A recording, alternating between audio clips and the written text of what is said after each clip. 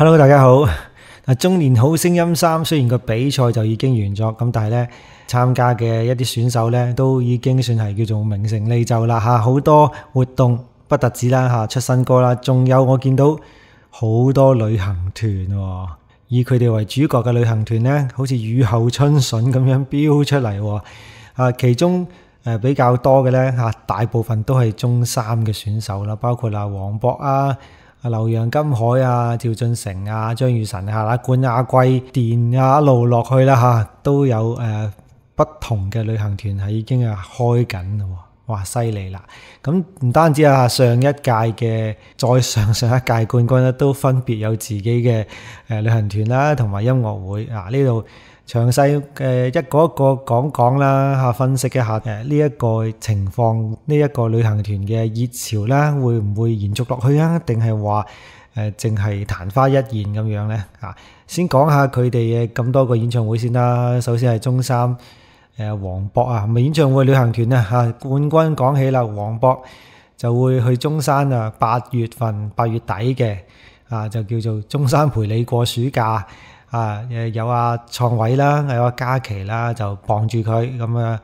梗係啦嚇。陳嘉琪係地膽嚟噶嘛，咁加埋創偉有唱又有跳又有顏值哇抵翻晒啦嚇。跟住亞軍阿張雨晨就係去廣州嘅，叫做與神同行狂歡一下嗱，個名啦講真老實啦，個名就係行咗少少嘅，內容都係差唔多。最緊要咩啊？最緊要有張雨晨同你一齊去啊嘛，係咪？8月10幾號全部都係喺暑假喎暑假好啲咩？不過啱嘅，暑假出去玩下，反正係啲3日2夜。其實見到好多噶啦，唔單止係歌手啊，其實舞台劇粵劇我都其實有過好多呢啲唔同嘅團噶啦，其實唔算係咩首創咁，但係咧中三嘅話，我哋就會特別關注啦。仲有就係季軍劉洋搭住金海，呢個叫溫暖約定2025嗱，呢啲全部個名咧我都講完，我都會忍唔住笑噶啦，唔係話你老唔老土，而係咧都係咁樣起噶啦個名。呢個早少少喎，7月份喺廣州喎，咁咪唔會全部都係安排個時間，我估計應該都係中三演唱會之後噶啦，咁等佢哋冇呢個後顧之憂噶啦，基本上仲有當然啦，一個都係7強噶啦，趙俊成呢個叫做聲動心弦進城時光，呢個抵啲喎去中山嘅，亦都係6月底。咁樣嘅話咧，計一計7強裏邊咧有5個都已經係有呢啲旅行團嘅 job 噶啦，啲計劃噶啦。有啲人話係水尾咧，我覺得呢個反而係一個開始咯。反正比賽完咗之後好多人都係咁講啦。比賽完咗之後先係佢哋嘅一個新嘅起點。邊個會就咁即係隨住個比賽完結而耷落去？咁邊個會係可以重新企翻起身？即係比賽完咗，我有好多因為呢一個中三有好多機會可以再發力咁樣呢個咧就真係啦，全新賽道全新嘅起點，作為觀眾都係想睇下邊個可以跑出，因為呢個旅行團其實就唔算係咩嘅呢啲都係額外嗰啲 job 嚟嘅啫，最緊要都係佢哋出歌或者出幾多綜藝節目嘅啫。仲有譚輝智嘅去潮州喎，譚輝智去潮州喎，仲有阿劍文做嘉賓喎。呢啲當然係貴啲噶啦。我見到前面中三咧，因為啱啱先出嚟，個價咧都仲係唔算十分之高或者你又換個說法就係叫做好抵玩，係咪？另外一啲去得遠少少嘅咧，就阿輝智啦同埋劍文啦咩唱響潮州好聲音呢啲要搭高鐵去嘅，咁樣去當然價錢都貴啲，因為佢哋有咁嘅市場輝智不嬲都有呢個市場嘅，即係可以叫到座啦叫好就當然叫好啦，可以叫到座啦。話睇譚輝智同劍文呢兩個其實真係幾吸引噶。兩個都係靚聲，兩個都係唱得之人。仲有最後先講點解呢？因為呢個係重中之重啦。點解話重中之重呢？唔單止係佢嘅一個規格可能有少少唔一樣啦，而且我覺得對於佢嚟講咧係有一個歷史性嘅意義嘅一個突破口嚟嘅。係咩呢？係吉吉嘅呢個叫做睇下先叫做周吉佩廣州夏日音樂之旅啊！哇，2日3夜王者 VVIP。嗱，呢一個點解話呢個要重點講下呢？第一個，我哋基本上係好少見到吉吉係翻去內地做呢個活動嘅。嗱，佢自己同成班中三嘅老友記翻去玩呢，就見得多啦嚇，深圳啦，唔知我見深圳 IG 嗰度係見佢去深圳，見佢見得多啲。咁係啊，佢哋成日去玩啦。但係你話真正出 show 呢，係佢做咗中一冠軍之後嘅，係咪第一次啊？我唔係好記得，因為印象中第一次啦嚇，同埋有呢個旅行團嘅 job 啦，同埋今次我查證咗一下啦，今次唔係嗰啲晚宴上面唱歌，即係唔係你一面食一面聽嗰種喎嚇，嗰種我哋以前聽得多啦，聽下基哥李龍基嗰啲咧就多啦，好多都係咁嘅其實，但係今次可能係租咗一個，我估下可能租咗一個音樂廳咁啦，小型音樂廳啦，就喺裏邊就唱歌咁就唔同啦，即係唔係你一面食一面聽，而係靜靜地坐喺度，又可以應援啦，係咪？係舉晒牌咁嗌晒咁啦，俾一個好 close 嘅一個氛圍你啦，咁啊令到更加投入啦，更加專注啦。仲有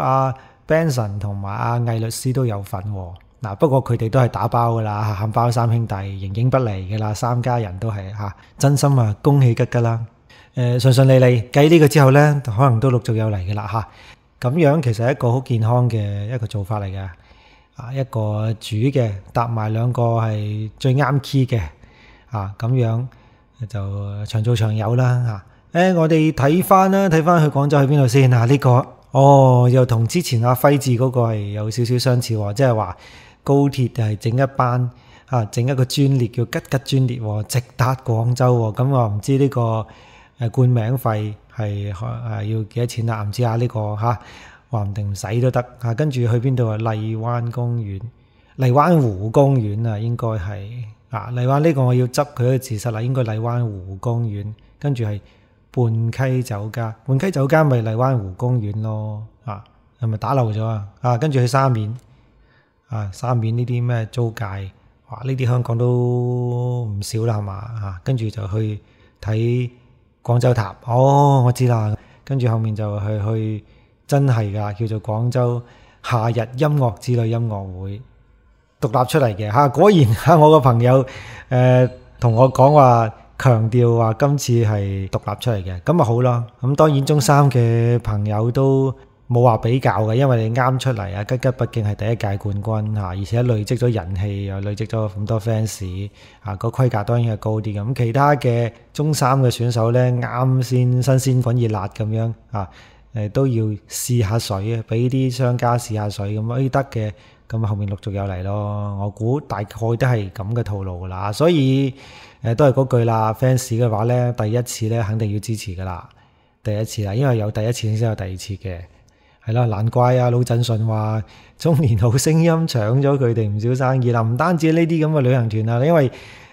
我哋成日都見到唔係旅行團晚宴呢啲咁基哥佢哋成日做噶嘛，咁阿順順咁佢哋之前都係做呢啲，順順唱歌都好 OK 噶嘛，少咗好多工作機會啦。可能就算係自己唔係做主角，好多嗰啲拍住其他人做嗰啲 job 呢，可能都真係少咗好多啦。而且呢個雖然話就係中年好聲音，但係佢哋全部都其實都係35到40歲呢一個區間嘅一啲新進嘅歌手咁市場又真係貪新忘舊嘅，除非你手握住好多唔同嘅經典金曲啦，或者自己成名作啦，又或者你長期喺電視台曝光啦，係咪？呢啲真係好緊要嘅。唉，唔係個個人都話好似阿 Gigi 咁樣等緊佢出嚟。好啦，同埋呢中年好聲音3嘅朋友呢，可能fans 可能都要額外又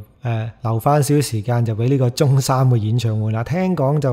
就已經差唔多定咗落嚟啦咁我諗好快就已經會開波㗎啦，係咯，睇下中4出嚟之前，我哋中3嘅朋友仔可以去衝到幾遠啦有咁遠就衝咁遠，有咁快衝咁快啦，呢個時間好寶貴㗎呢個係我嘅意見，所以今個月應該諗陸陸續續啦，佢哋都會有新歌㗎啦，係黃渤啦，跟住可能暑假係張雨晨係嘛，咁期待佢哋嘅新歌啦如果好聽嘅話呢，真係嘅，我老老實實嘅好好聽嘅話，或者係歌詞寫得好有意義嘅話呢，我一定會攞嚟分享嘅。但係就算係我好中意嘅歌手都好啦，如果佢哋嗰首曲佢首歌係比較普通嘅話呢，提唔起興趣啊，我就唔會攞出嚟講噶啦。一定要好聽有意義，或者係符合佢自己嘅特點，有呢個可能流行嘅元素，咁我就會攞出嚟講嘅。有時有啲聽眾話你點解唔講邊個嘅新歌嘅？咁我只能夠用呢個沉默嚟回答你，就係佢呢一首新歌呢並唔夠好，流行起嚟嘅可能性係非常之低嘅，未能夠刺激到聽眾嘅一啲快感啊，或者係未能夠令觀眾聽眾有更加多嘅共鳴啦，爆嘅可能性會非常之低啦。講咗咁多，唔知仲有冇漏邊個嘅旅行團啊？因為當然我都係自己喺 IG 上面啊，其他地方啊 Facebook 啊，立下眼見到嘅就攞出嚟同大家講下。如果我漏咗邊個嘅，唔好介意，你喺留言上面話翻俾我聽。你漏咗邊個選手嘅旅行團，佢嗰個又好好玩嘅，咁話俾我聽吓，教下我。OK，好，今日就講到呢度，多謝你嘅收聽，係咁先，拜拜。